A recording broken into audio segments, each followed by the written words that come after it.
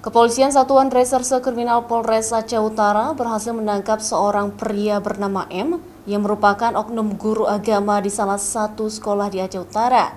M ditangkap karena telah melakukan pelecehan seksual hingga mencabuli belasan orang siswi di sekolah tersebut. Aksi pelaku dilakukan dengan modus duduk di sebelah muridnya sambil mengajarkan membaca.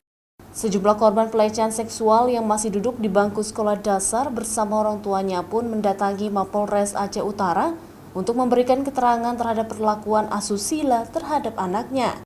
Hingga kini sebanyak 16 anak-anak yang masih di bawah umur diduga kuat menjadi korban pelecehan seksual di salah satu sekolah dasar di Kabupaten Aceh Utara.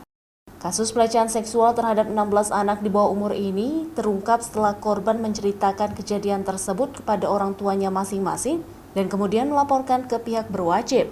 Pelaku yang diduga keras telah melakukan pencabulan terhadap sampai sekarang sudah berjumlah 16 orang anak yang menjadi korban akibat dari perbuatan pelaku.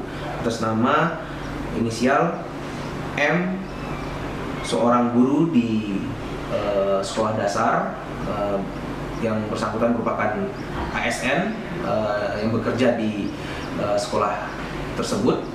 Akibat perbuatan tidak terpuji tersebut, kini pelaku yang juga ASN guru agama di sekolah dasar telah ditetapkan sebagai tersangka oleh Polres Aceh Utara.